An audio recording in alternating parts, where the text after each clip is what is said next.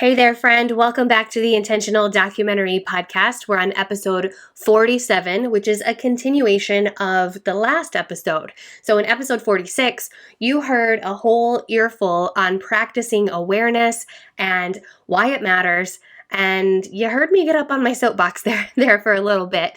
And thank you if you listened to that all the way through. That episode continues today because I am sharing a conversation I had with Kelly Wagner, who has had a camera in her hand her whole life. She's a hobbyist photographer, but she is no stranger to documenting the stories around her for the purpose of preserving memories. Like she's like us, right? Let that sink in for a moment.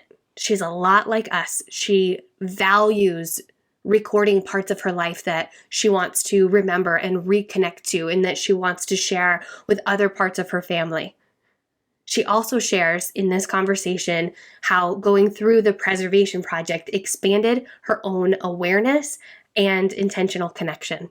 Now, this is not about the preservation project. I want you to listen between the lines here, in that this is about how we think we've got a tight grip and we're on top of it when it comes to the things that matter in our lives, and that we're documenting those things. And it's not even about the freaking documenting. It's about just the seeing it, the noticing, the acknowledging to begin with, and giving ourselves this choice that otherwise is sort of void and missing from the equation. And going through the preservation project, all of that was kind of illuminated for Kelly. I'm so ridiculously passionate about all of us having this mental break from the to-dos and the attempts at getting there, so to speak, whatever your goals and your dreams are.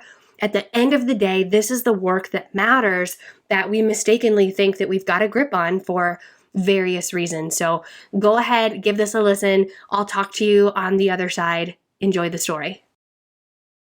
Hey, you're listening to the Intentional Documentary Podcast. So glad to have you. Around here, I'm gushing over the stories behind the pictures that we freaking love of our own lives. You know, the ones we hold as high value and iconic, because this is where photography meets real life.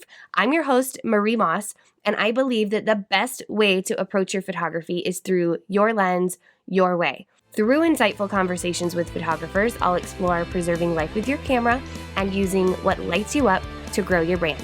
Let's get started.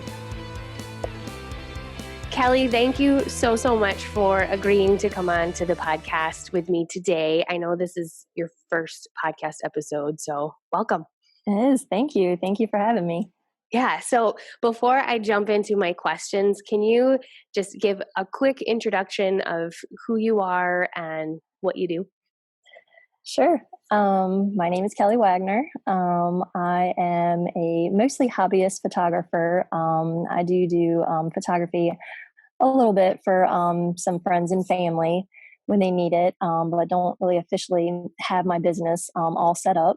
So mostly it's just hobby photographer. And you're in Maryland, right? Yes. Awesome.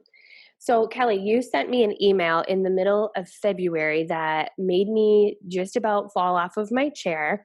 And part of what you wrote and why it was this. Since I started listening to the Intentional Documentary Podcast and have taken your Preservation Project course, I've been more diligent in documenting my life and the people, moments, and memories that mean so much to me. I have found a new and better appreciation for my photographs. So for those of you listening, this is not a big old success story for the Preservation Project. That's not my intention. But what I want to highlight was that last sentence that Kelly had said, and it's that I have found a new and better appreciation for my photographs. So Kelly, what was photography and documenting like for you before you crossed paths with the podcast and the program? So I've always had a camera in my hand for as long as I can remember. I love taking photographs, mostly of my family. But I just felt like my pictures, I have tons and tons of pictures on my computer, on my smartphone, and all these different devices. And I don't feel like I was really doing anything with them. And I wanted to have some kind of meaning to my photographs. I wanted my kids to be able to look at those photographs and look at them and, kind of think, well, why did my mom take this picture? What was so important about it? Or even when my family, when they look back at the pictures too, having them look at them and think, why did she take the pictures? Like, what was the meaning of them? Mm-hmm. So, would you say you already had this mindset of documenting the things that are important and that matter for you? Yes. Yeah. And so that, like, the problem was then just that they were kind of collecting and collecting and collecting, and they didn't have a real purpose.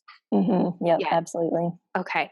So, I guess my next question is, what would you say before crossing paths with me is different in how you were seeing versus today after going through just listening to the podcast and the program? I guess before, I was just kind of, just taking pictures each day, day in and day out. I knew the kind of pictures that I like to take. I like to do documentary style. Um, so, I feel like those kind of pictures have a story to tell, but it was just a different way. Like after doing the preservation project, I found a different way of using those pictures to tell a story, to have a deeper purpose or a deeper meaning to the photographs that I take. I love that.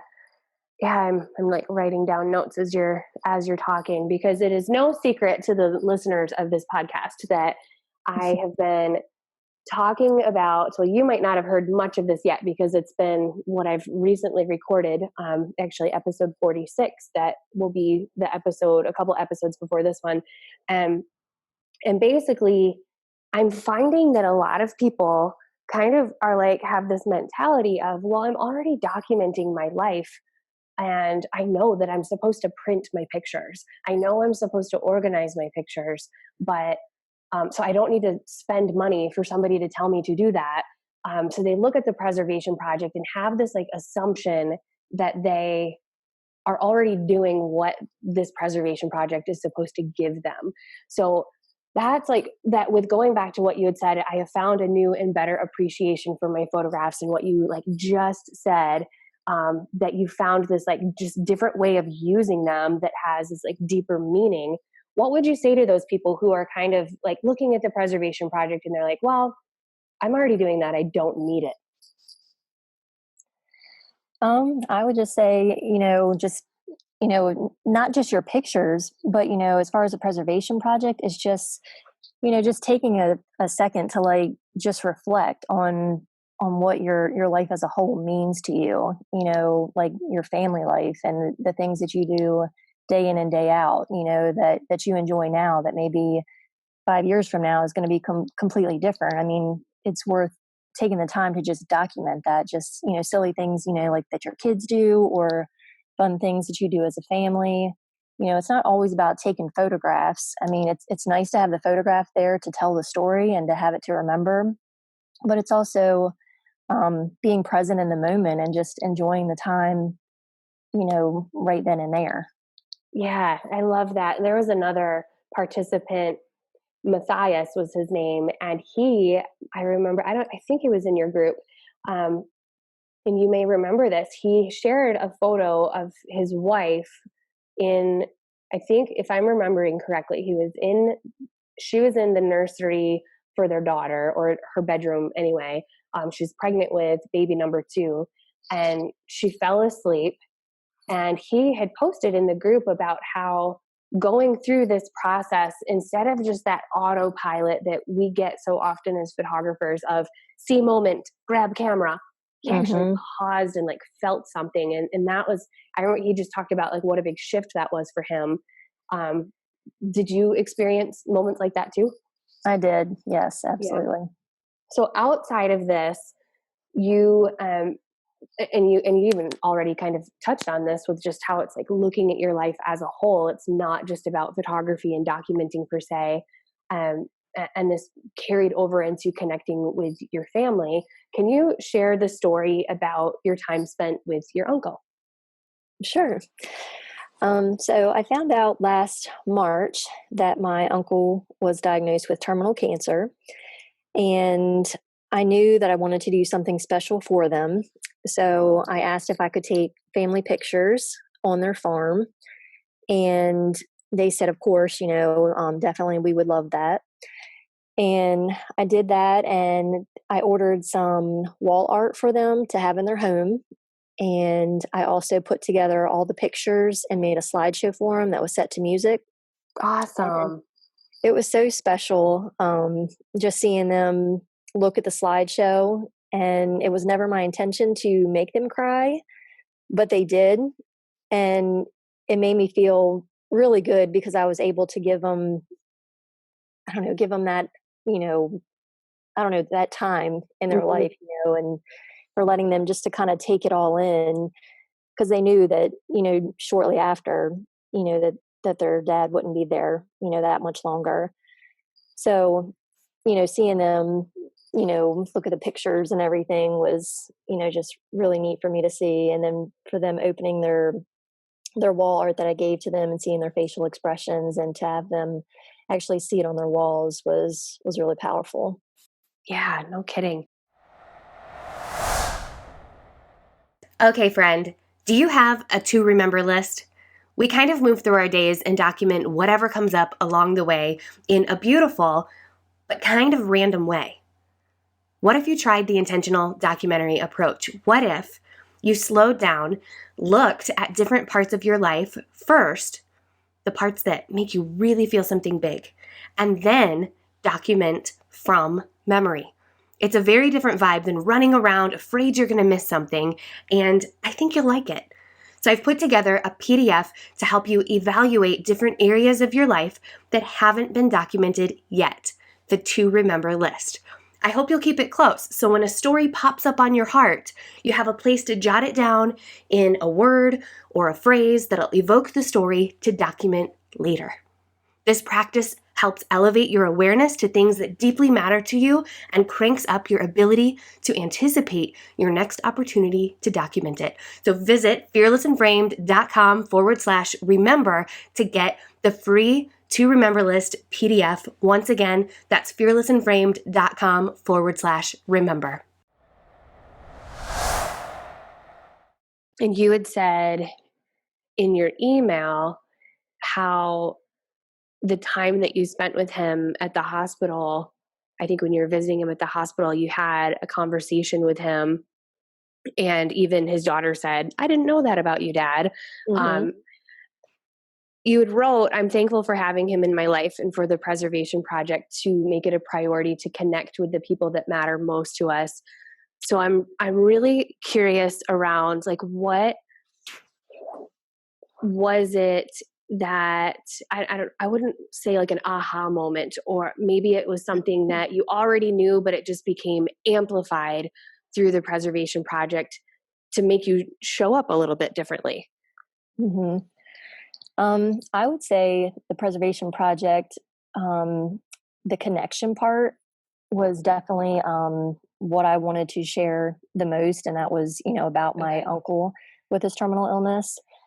And it was a way for me to just to connect with someone without having to like take a picture or, just to do anything like that, to have any kind of obligation to do it. It was something that I wanted to do. I wanted to know more about him. I wanted to know what things he enjoyed in his life and the things that he disliked, and just to get to know him overall as a person and to ask him questions that maybe his family wouldn't even have thought to ask, or maybe they were questions that they've already asked him before and maybe already knew the answers to. Yeah, yeah. Yeah, and I can see how just like being in the environment of our group can kind of like make those kind of conversations front of mind, whereas I think what in a lot of cases where we're just living our day-to-day life, we kind of forget about like these kinds of conversations, you know. Hmm. Um what was he on your mom's side? Was he on your dad's side? Like did what was your relationship like with him? So he was my great uncle. So it was my Okay. grandfather's brother. Um, and I mean, we were pretty close growing up, but not really, as close as I wanted to be. And doing this connection, piece with him and talking to him and getting to know him better definitely made me feel like I took that time to to get to know him better. Yeah, to make the most of that. Yeah, I mean, I look back now in hindsight, and I've lost my dad has lost two brothers, one in 2013, one in 2010. So it's been a while, and I spent so much time with both of them growing up in different ways. Not like I wasn't like seeing them like every weekend or anything like that, but like with the one we always went over and had bonfires at his house, and he had a little pond which just was like the best thing ever. When you're an outdoorsy kid, we would go out on the paddle boat and catch bullfrogs and things like that, and I used to babysit the kids of my other uncle. And I look back now and I'm like, I didn't go through the work that like you guys are going through now. And it's been a big lesson for me to, because I think that in a lot of ways we all kind of have this knowing that we should like have these deeper conversations and be more intentional about getting to know the people that we care about. But it's so easy to just take time for granted and assume, well, I can do it later. Or maybe in some ways, maybe we're too shy to ask questions and things like that. So I'm Right. wondering, so you had this like wonderful conversation and time with your uncle. Has there ever been like other times in your life where you wish that you would have taken more time to intentionally connect with people? Any like stories that come to mind? Oh, definitely. In fact, I kind of wish I had heard about the preservation project about 3 or 4 years ago, because both of my grandparents had been really sick. Mm, And I mean, I took the time. I spent a lot of time at my grandparents, but it wasn't like the initial conversation, and writing things down. I feel like I had a lot of conversations with them, but if I didn't document it, sometimes it just kind of faded, the yeah. memory of it. Yep. So, with this one in particular, with my great uncle, I tried to make it more intentional about Hmm. talking to him, connecting with him, and actually documenting what we discussed. Yeah, yeah, that makes sense. I spent a lot of time with my grandma before she passed away, and this was in 2008. So before I was a photographer, before all of this stuff, and I had so many wonderful conversations with her. But I think it was at the beginning, yeah, it was January 2017. There was another photographer, and you and some of our listeners may know her name, Ania Lignaro. I'm not sure if I'm pronouncing her last name right, but she was like looking for stories of caregivers for Alzheimer's patients. And as soon as she said that, like I felt so much emotion around that, because it was like, first of it was with my grandma, who I was really close with, and I spent a lot of time with her. So it was like all those feelings that I had about going through all of that like resurfaced. And then when I sat down to send her a Facebook message of the story, so much was fuzzy. It was so weird. It was like the emotion was still there, but like filling in the blanks with the actual details was really, really hard. Hmm. It was crazy. So yeah, I so hear what you're saying about just like taking that time to actually like kind of it's kind of like I think like in sports, like when you're swinging a baseball bat or you're hitting a golf club or you're throwing a bowling ball, like it's not just like throwing or hitting something. It's like the full follow through is what we were doing with that connection week anyway in the preservation project. Hmm. Um, Yeah.